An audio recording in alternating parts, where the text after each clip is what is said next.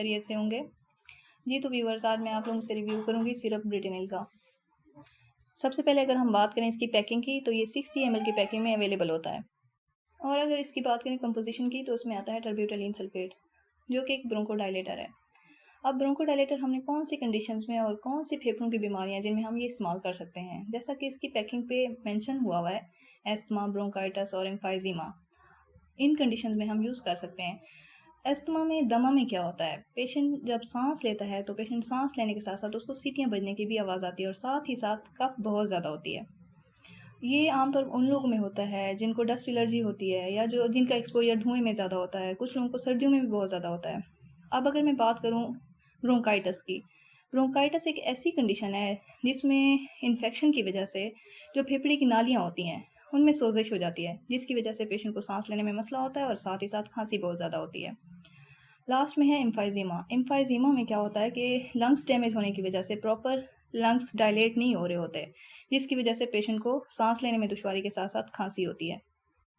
Syrup retinal हम COPD के patient में भी यूज़ कर सकते हैं। इसके अलावा ऐसे पेशेंट जिनको बहुत ज़्यादा खांसी और किसी और सिरप से फ़र्क ना पड़ रहा हो, तो वो सिरप रेटिनल यूज़ कर सकते हैं।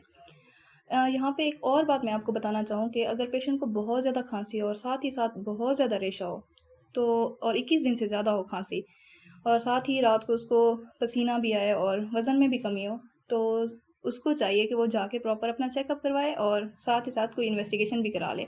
उसके लिए ये नहीं है कि वो सिरप रेटिनल ही यूज़ करे। जी तो व्यूअर्स, अगर हम बात करें इसके तरीका इस्तेमाल की, तो बड़ों में जो इसकी डोज़ है वो है 2 से 3 चाय के चम्मच सुबह, दोपहर, शाम। और बच्चों में जिनकी उम्र 6 से 12 साल है, तो उनमें हम इस्तेमाल कर सकते हैं 1.5 चाय का चम्मच सुबह, दोपहर, शाम। और ऐसे बच्चे जिनकी उम्र 3 से 5 साल है, उनमें हम इस्तेमाल कर सकते हैं 1 चाय का चम्मच सुबह, दोपहर, शाम। और ऐसे बच्चे जिनकी उम्र 3 साल से कम है और 6 महीने से ज़्यादा है, तो हम उनमें इस्तेमाल कर सकते हैं आधा चाय का चम्मच सुबह, दोपहर, शाम। और वो बच्चे जिनकी उम्र 6 महीने से कम है, उनमें आप लोगों ने सिरप ब्रिटेनिल यूज़ नहीं करना। उनको आपने प्रॉपर चेक करवाना है किसी चाइल्ड स्पेशलिस्ट से, तब आपने, अगर वो रिकमेंड करे, तब आपने सिरप रेटिनल यूज़ करना है। अब यूज़ेस के बाद मैं इसकी बात करूँगी साइड इफ़ेक्ट्स की। ये ज़रूरी नहीं है कि हर पेशेंट में इसके साइड इफ़ेक्ट्स हों।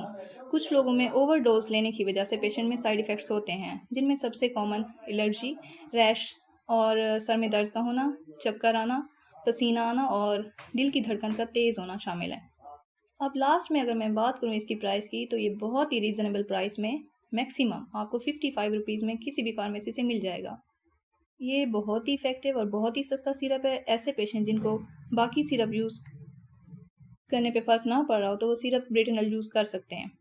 जी तो व्यूअर्स, ये थी सारी इन्फॉर्मेशन सिरप ब्रिटेनिल के बारे में। उम्मीद करती हूँ आपको हमारी वीडियो पसंद आई होगी। अगर आपको हमारी वीडियो पसंद आई है, तो लाइक, कमेंट और शेयर ज़रूर कर दीजिएगा और चैनल को सब्सक्राइब करना ना भूलिएगा। साथ ही बेल आइकन को प्रेस कर दें ताकि हमारी हर आने वाली वीडियो पे आपको नोटिफिकेशन मिलता रहे।